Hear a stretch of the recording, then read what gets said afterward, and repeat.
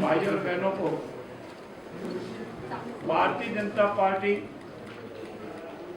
के इस शासनकाल के प्रथम वर्षगांठ पर आदरणीय यशस्वी मुख्यमंत्री भजन लाल जी के 1 वर्ष का कार्यकाल पूर्ण होने के अवसर पर आयोजित विभिन्न कार्यक्रमों में से पहला कार्यक्रम आज युवा सम्मेलन और रोजगार मेला मारवाड़ की धरा वसुंधरा जोधपुर में रखा गया। ये राइजिंग राजस्थान और एक ईयर का प्रोग्राम आ गया, इसलिए आप ऐसी किसी का इंतजार करें, जल्दी आपको शुभ समाचार मिले। सर हाई कोर्ट ने इसमें दे दिया, हाँ होगा। उसी कार्यक्रम में हमारा जो ERCP है, यमुना जल समझौता है और अन्य जो समझौते हैं जल से संबंधित, क्योंकि किसी भी उद्योग के लिए जमीन, जल और बिजली और फिर मैन पावर, ये 4 चीजें जरूरी होती है। जमीन हमारे पास प्रचुर मात्रा में है, लेकिन बिजली और पानी की व्यवस्था करनी भी जरूरी है और मैन पावर हमारे पास प्रचुर मात्रा में, क्योंकि भारत युवाओं का देश है और इसीलिए हम बिजली का कर रहे हैं। और उसी तरह ये तीनों समझौते भी आदरणीय प्रधानमंत्री की मदद से मिलेगी, उससे ज्यादा मैं, क्योंकि ये उद्योग की घोषणा होने वाली है, इसीलिए और राजस्थान और हिंदुस्तान के बड़े बड़े उद्योगपति जिनका नाम विश्व पटल पर बड़े बड़े उद्योगपतियों के रूप में दिया जाता है और अनेक लोगों का इस समय में अनावश्यक टिक्का टिप्पणी का भी अवसर रहता है, ऐसे बड़े बड़े उद्योगपति भी इस मेले में आए, विश्व बैंक के अधिकारी भी इस मेले में आए, प्रधानमंत्री जी के अलावा आदरणीय नितिन जी गडकरी समेत अनेक केंद्रीय मंत्री आए और अनेक संगठनों के मंत्री आए। और ऐसे मेले में 35,000 लाख करोड़ का MU होना कोई सामान्य बात नहीं, पर मैं आपके नॉलेज में जो ला रहा हूँ कि उसके बाद एक बार हमने पोर्टल को रुकवा दिया, बहुत ज्यादा हो गया, इसका क्रियान्वित कर पाएंगे, लेकिन कल से हमने पूरा पोर्टल वापस खोल दिया है। जिलों में भी अलग अलग MU हुए हैं, जिलों वाले जिलों में करेंगे, प्रदेश वाले प्रदेश में करेंगे। और आपकी तो जानकारी में फिर भी बताना चाहता हूं कि क्या हम सिर्फ कहते ही हैं या इसका हिसाब भी देंगे। 35,000 लाख करोड़ के जो MU किए हैं उसका हिसाब आपके सामने रखेंगे कि इतने MU हुआ और इनका ये हिसाब।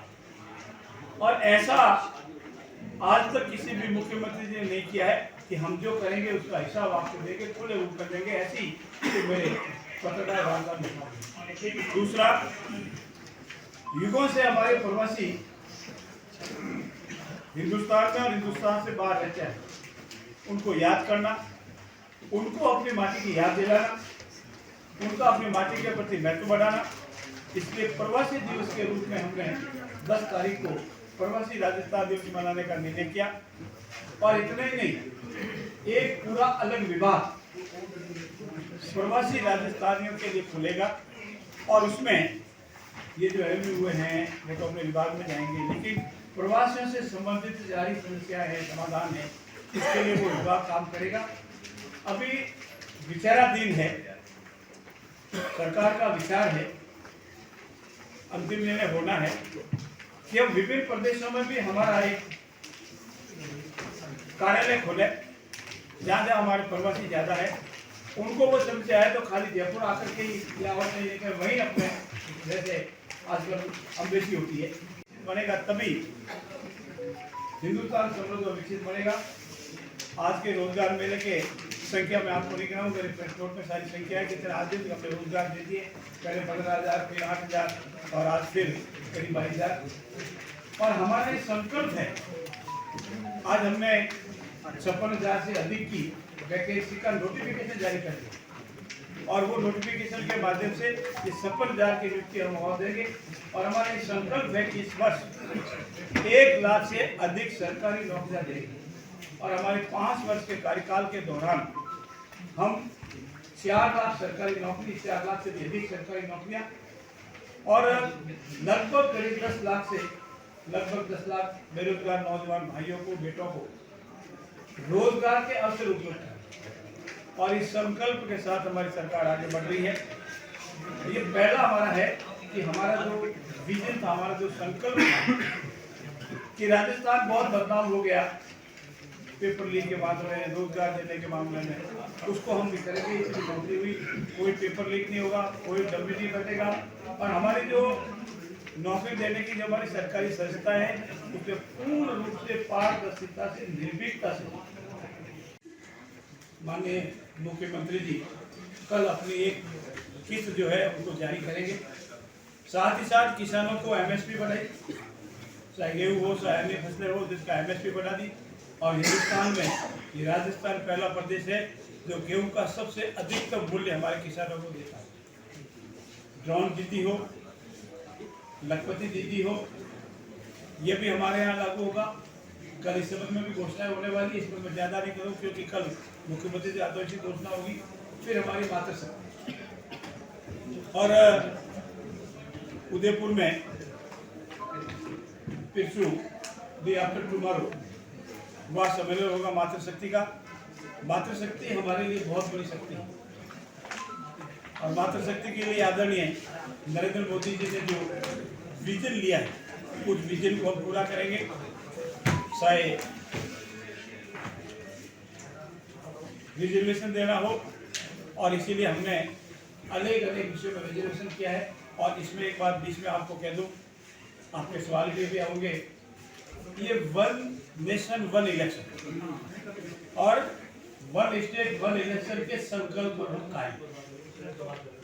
और नगर पालिका 150 नगर पालिकाओं के जो भी हमने प्रसारण लगाया उसको आपने देख लिया होगा, हमारी मंशा समझ गए होंगे। और हमारा प्रयास है, संकल्प है कि सारी जो कानूनी अनिवार्यताएं हैं उन सबको पूरी करते हुए हम 1 स्टेट 1 इलेक्शन पे कायम है। कोशिश करेंगे कि हमारे जो भी पंचायत राज विभाग है, नगर पालिका है,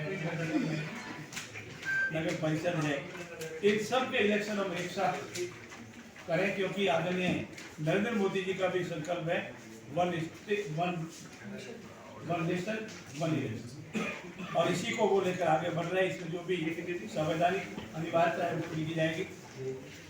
और अंत में 15 तारीख को हमारा सम्मेलन जयपुर में है, उसमें सारी सरकार की योजनाएं, आज तक के विकास के कार्य आपके सामने आएंगे।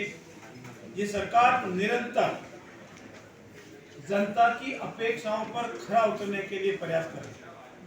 ये सरकार निरंतर जो कहा वो करना है, जो करना है वही कहना है कि संकल्प के साथ चले।